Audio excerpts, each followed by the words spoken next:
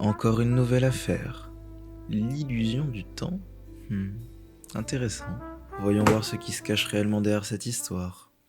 Juste une partie, je ferai mes devoirs plus tard. Allez, juste un épisode, je bosserai après. C'est bon, je le ferai demain, je suis fatigué. C'est trop tard.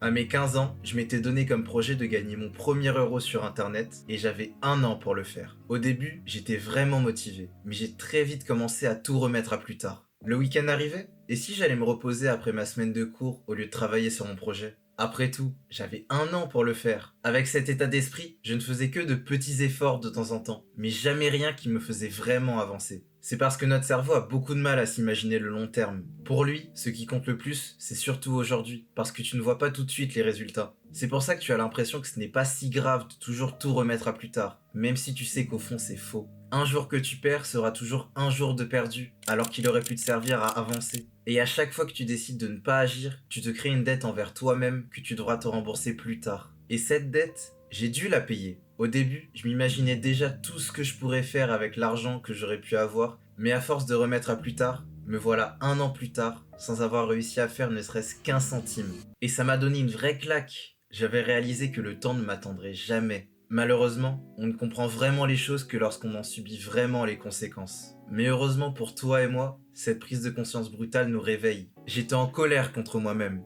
et je m'en voulais en repensant à toutes les fois où j'avais préféré repousser les choses. Si j'avais agi quand je devais le faire, j'aurais déjà la vie dont je rêvais il y a un an. Alors cette fois-ci, j'ai recommencé et j'y suis vraiment allé à fond. Mais là, je suis tombé dans le piège du faux progrès. Tu travailles énormément, alors tu crois que tu avances vraiment. Mais en réalité, tu te trompes, et tu trompes toi-même. Tu passes beaucoup de temps à faire des choses, mais qui ne te rapprochent pas vraiment de ton objectif. Tu passes des heures à te renseigner, à planifier, à y penser, et tu te dis « ça y est, je progresse ». Sauf qu'en fait, tu agis surtout par peur de prendre les vraies décisions difficiles et de faire les vraies actions qui auront un réel impact sur ta vie. Et c'est très confortable, parce que t'as l'impression de travailler sans faire réellement d'efforts. J'avais donc passé encore des mois à ne pas avancer, parce que c'était très plaisant de se sentir travailler sans avoir à prendre de vraies décisions pour sa vie. Mais en réalisant ça, j'ai trouvé comment sortir définitivement de l'illusion du temps et j'ai trouvé 2 méthodes simples pour y arriver. Premièrement, tu dois vraiment te rendre compte du temps qui passe. Regarde cette grille. Imaginons que tu aies 18 ans. Toute cette partie de ta vie est déjà derrière toi et tu ne pourras plus jamais la récupérer. Et la moitié de ta vie, c'est pas 50 ans, mais 37 ans. La première fois que j'ai vu ça, ça m'a vraiment secoué.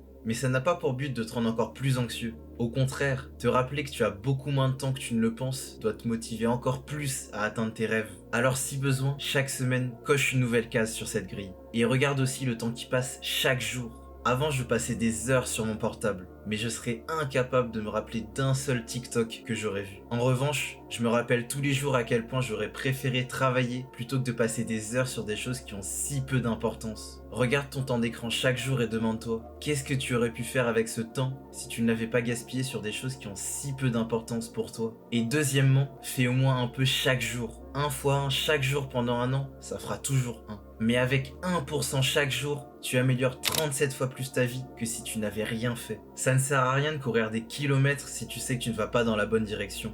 Mais fais toujours au moins un vrai pas de plus vers ton objectif. En faisant un peu chaque jour, je suis passé en moins de 3 ans de dépressif à avoir une vie que je ne pensais jamais avoir. Alors tous les jours, fais de petites actions qui te rapprocheront de la vie que tu veux avoir.